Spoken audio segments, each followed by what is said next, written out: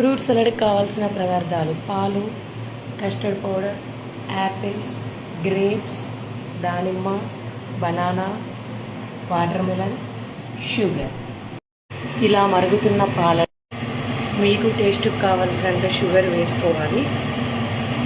వేయకుండా కలుపుకుండా custard powder వేసుకుంటూ కలుపుతూ ఉండాలి.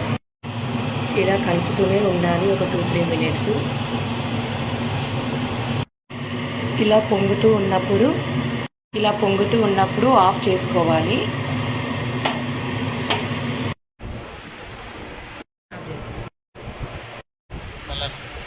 బనానా,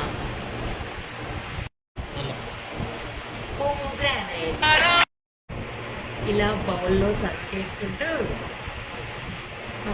కొంచెం ఐస్ క్రీమ్ వేసుకోవాలి. కొంచెం మంచిగా వస్తుందా?